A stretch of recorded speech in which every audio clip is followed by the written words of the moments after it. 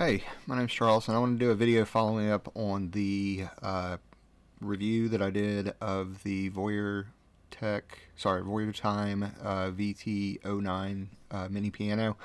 I'll put a link in the description to that. It was after I had assembled it, I walked through the features and kind of showed you what I did. So this video, the title is Circuit Bending That Device, and I put circuit bending in quotes because it's not really a circuit bend. This is a microcontroller based device, but I think that some of the concepts that you learn will be good in circuit bending and then in modular synthesis and just synthesis in general down the line. Anyway, so let me switch over to the workbench. Here is our old friend. And I have made some modifications to them. The first thing I want to show you is that the sound might be a little buzzy, and the reason is I actually pulled out that resistor right there. I was trying to be able to more finely control the volume rather than just the push buttons here, and we'll talk about why those are push buttons here in just a second. But by doing that, or maybe I cut something on the board that I don't realize, I lost function in some of these buttons, then it also makes it sound a little buzzy. I replaced the resistor. I didn't have the exact one, so it's different. So I used what every dad of young children and maybe just circuit benders in general should know about toys, which is the old hack of putting just packing tape over top of the mic. Every one of my kids' toys has this, just to turn down the volume a little bit on them. Anyway, years and years ago, my kids played with small toys like this. Anyway, so first what I want to do is I want to flip this thing over to show you what we might have already talked about in the last video, but that is what this device is actually made of. The device is made up of a whole bunch of switches.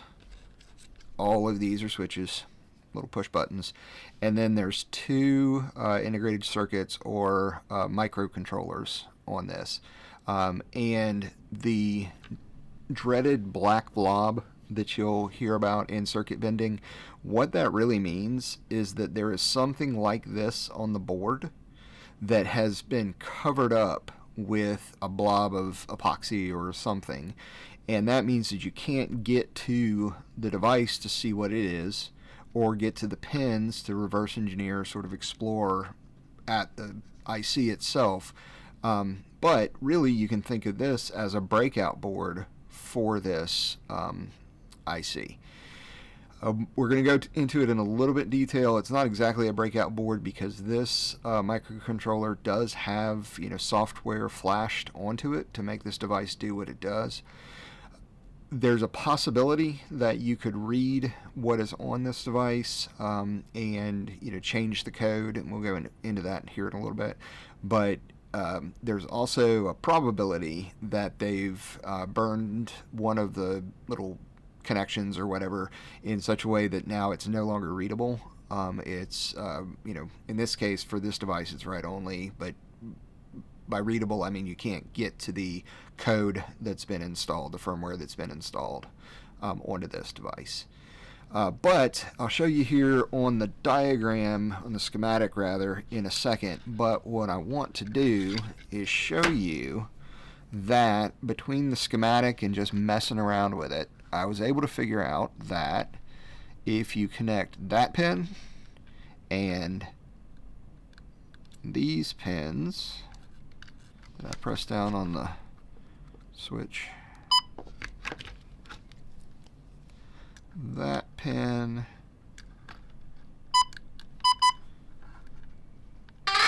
there we go. So doing, raking these pins or touching them, all that's doing is the same thing that you do with these switches, right? It's making a connection from here to there, and just so happens that this connection makes that sound, and this connection makes that sound. So that's a little fun in and of itself. But what is more interesting, or I guess how we can learn why that's interesting, let me shut this off so it doesn't make noise. Let me slide this out of the way. So we remember the instructions and how good they were from the last video. And inside these instructions you have the schematic, and the schematic shows you the chip. So this is the microcontroller we were just playing with. I didn't mention, but that's the amplifier. Both of these are made by a company called NYQUEST, and we'll show you that here in just a second. What I've done for all of our benefit is I've blown up that schematic diagram so that it's easier to read. Still not easy to read, but a little bit easier to read. And an important thing to know when you're looking at this microcontroller itself is, this schematic diagram, is that these are actually mirror image of the IC itself. It's not uncommon on a schematic because this is a logical diagram of the circuit, but warps your head a little bit in that you've got to think of this set of 14 pins as on this side, and that's common when you see a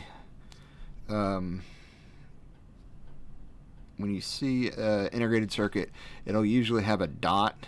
It will always have a dot in the top corner like that, which marks pin 1, and then you count, and it's usually on this side, so you'd count pin 1, 2, 3, 4, 5 all the way to 14 in this case, and then you start back over your wraparound. So if this were, actually I blew it up here, so this is actually the pin diagram of the thing itself. So there's going to be a little dot on the chip there, and then you've got pin 1 through 14, 15 to 28.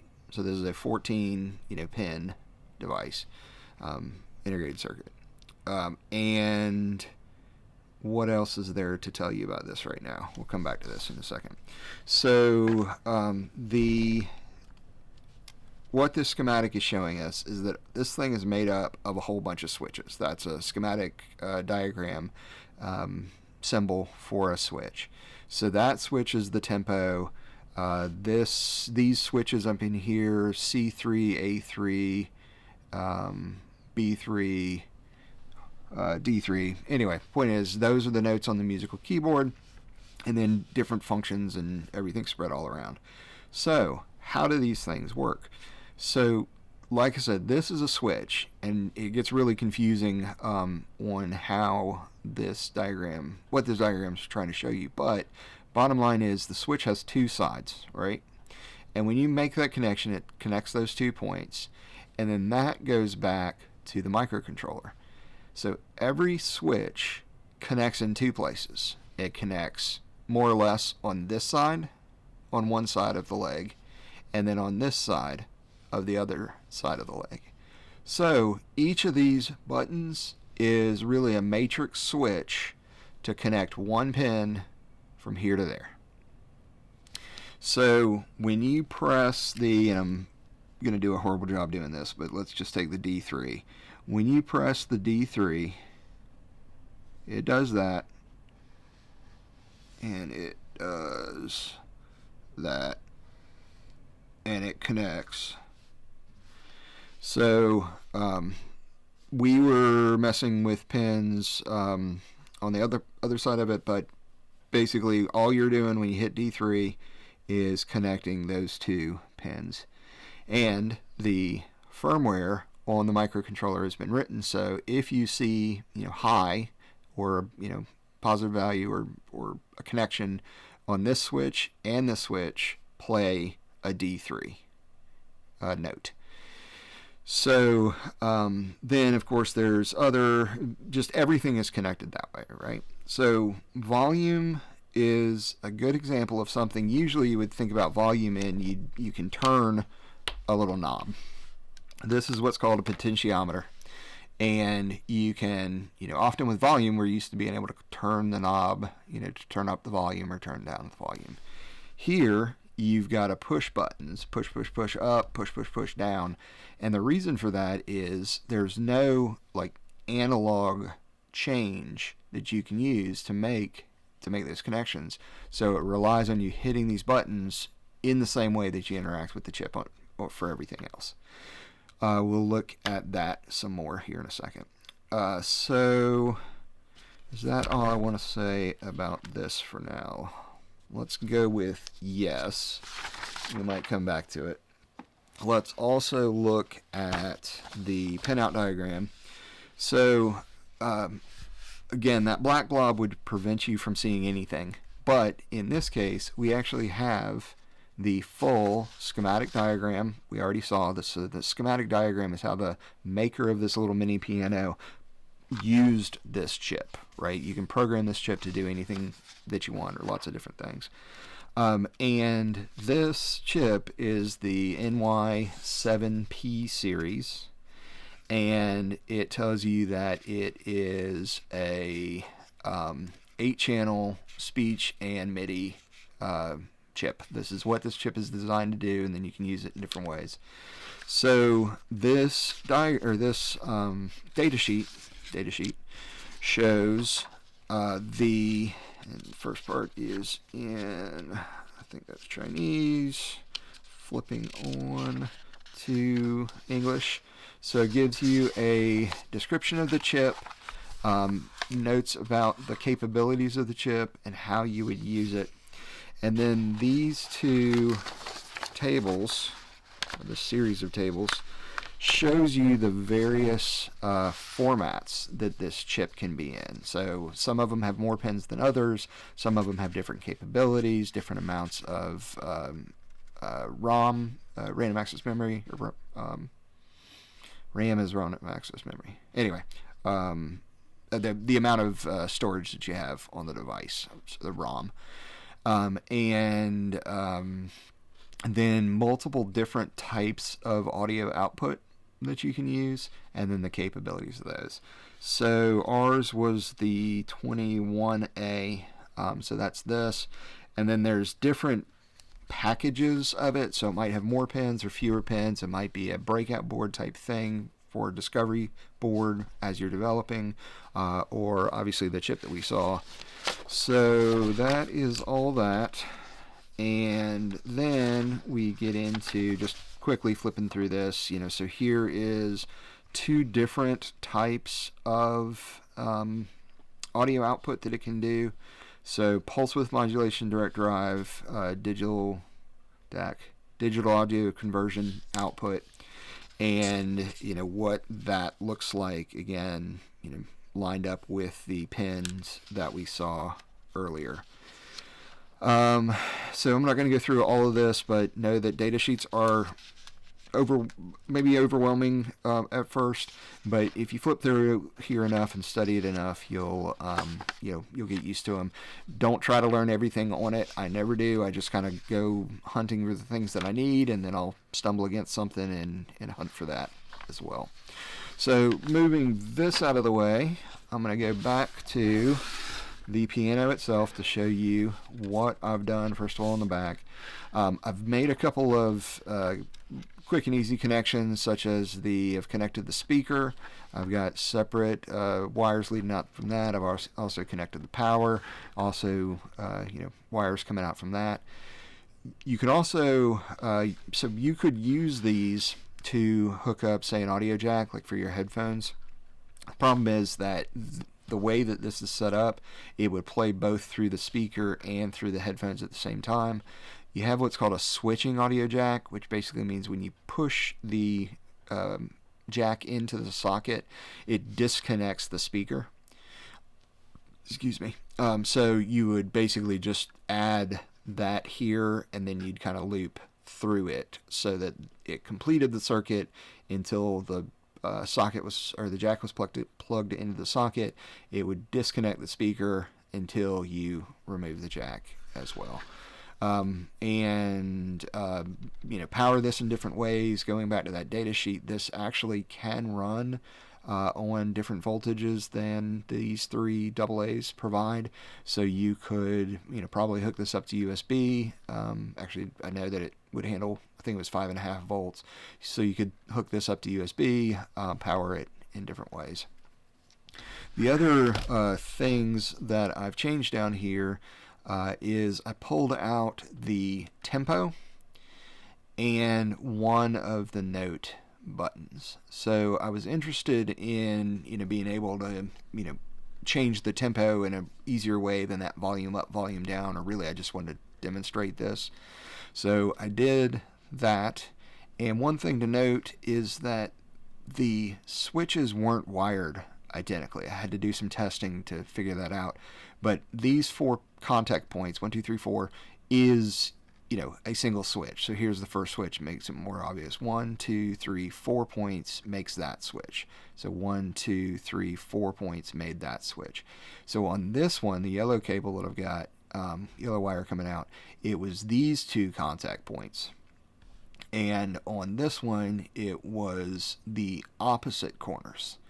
So when you have a switch, little bitty, let me zoom in on it. So on this switch, there's actually 4 pins, 1, 2, 3, 4, and when you push the switch, it connects the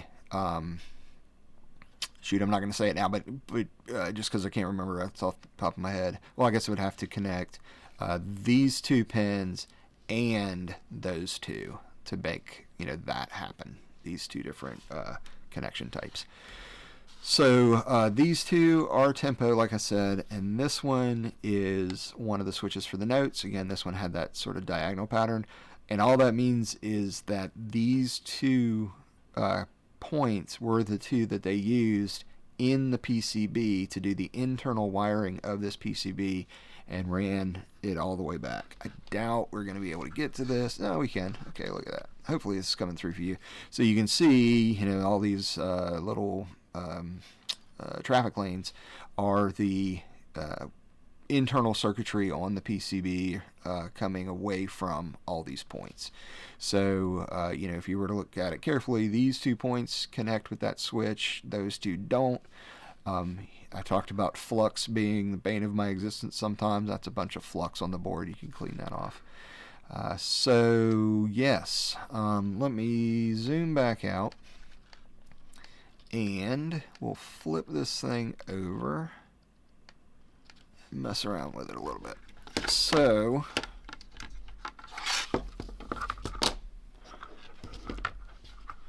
alright, so I talked before about this, which is a potentiometer.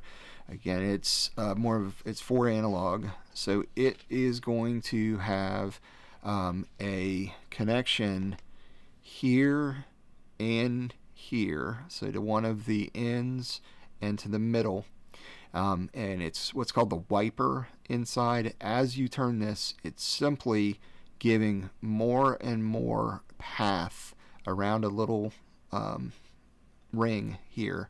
I encourage you to open one of these up if you want to see what it looks like inside. So it's, when I've got it turned all the way this way, the wiper is all the way here, and then you open it up and that wiper is moving more and more, which means it's got more surface or less surface to provide more or less resistance. This one is a B10K. B means it's linear. If you see A, it's what's it called? Is a logarithmic, whatever that curve is. And the reason is a linear switch is often used to control it. Leave it there. Used as a control voltage. The human ear actually hears that logarithmic movement, and so when you're using an audio, then the change curve needs to be different to make your ear register it as more of a change. Don't worry about any of that for right now. I don't even fully understand it, but it is what it is. Just worth knowing. So since we can't use a potentiometer, what can we use? these are what's called encoders. Even though they may look a lot the same, they are different. And what these things do is, I've got this note hooked up to it. Hopefully this will work. So you can play notes like this, or you can play notes, or that note specifically, with the encoder now. So the encoder works by doing one switch off, or one turn, one dedent off, the next one on, the next one off, the next one on, off, on, off, on, off, on, off, on, like that. So basically all that is as if you're pushing that button over and over again, pushing one of these buttons over and over again, just like that. So the other encoders that I have set up here are the ones that are connected to tempo. So I pulled out tempo switches here and here, pulled those switches out, and I've wired them to the encoder. So what these will do is increase and decrease, or maybe I have them backwards, the tempo when we go to do a demo. Alright, so we're playing a demo. Turning that encoder speeds up the tempo. Turning this encoder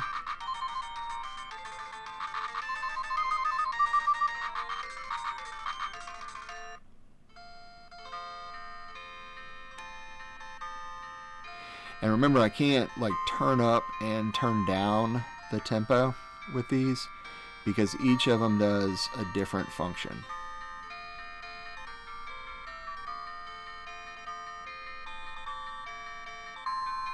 Not sure what's going on with it down tempo. I might have disconnected it as I was flipping the thing back and forward, but the tempo resets even every time a new song comes up, and obviously the tempo up is working.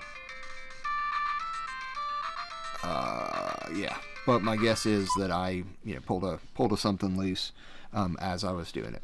So point is that this device, since they're push buttons like that, that's kind of the best you can do as far as a circuit bend.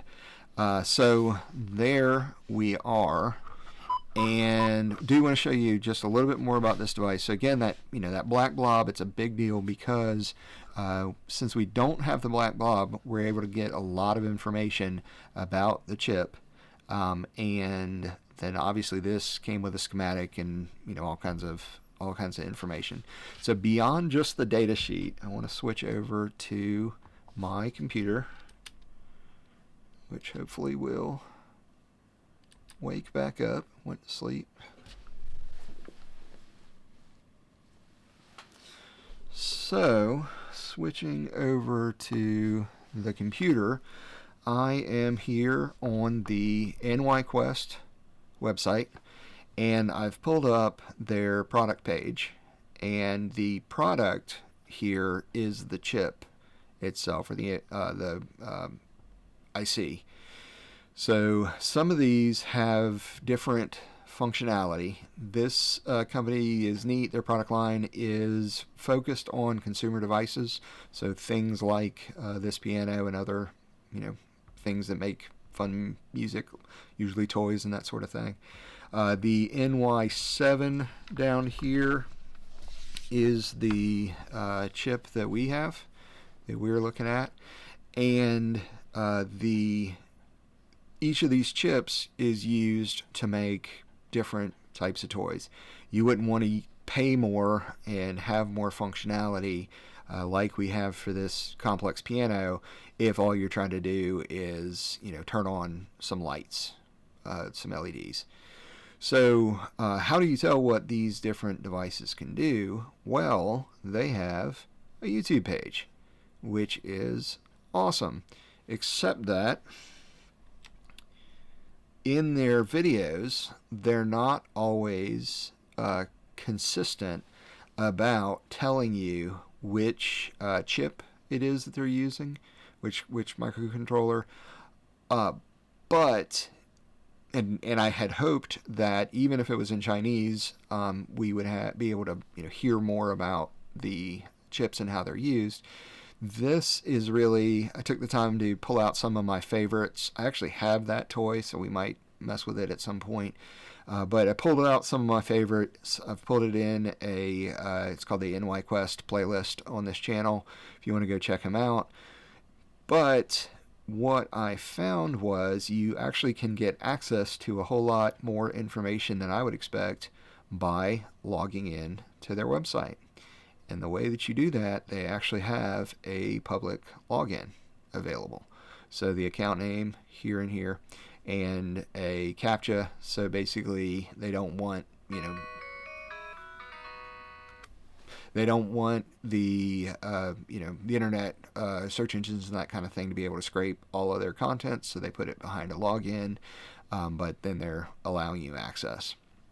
So within that, on the other side of that login, you have, here's that Darth Vader toy that we saw just a second ago. It's really more of a demo, and it has recorded breathing sounds from the movie, so recorded breathing sounds in and out, and then the voice changing module as well.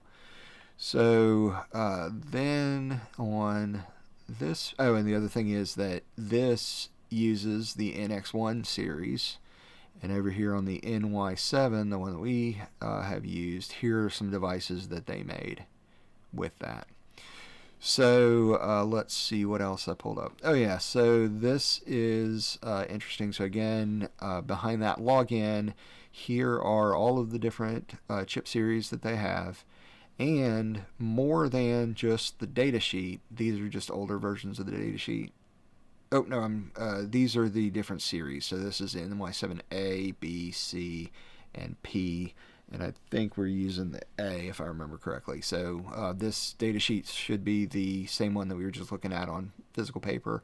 It also has a user manual. The user manual goes into more things like how do you program the device, and the actual coding language that you use. And then on this page, if you search, so it's got all of their different chips. And on this page, if you search, you also have what's called the IDE, or Integrated Development Environment, that you can download and install onto your probably Windows-only machine. Use the example code that they provide, and user manual on how to use the IDE to learn how to program that chip and learn how to make it do whatever it is that you want it to do. Anyway, so like I said, information about this device, even though it can't be bent in a circuit bending type of way that you think about, learned a lot, some about potentiometers, encoders, how to look at a chip, how to identify an IC, and how to read a schematic. Didn't go into great detail, but a little bit. Anyway, put down in the comments if there's anything else that you'd like to see about this device, or about circuit bending in general, or any other topics. Put it down in the comments. Thanks a lot. Take care. My name's Charles.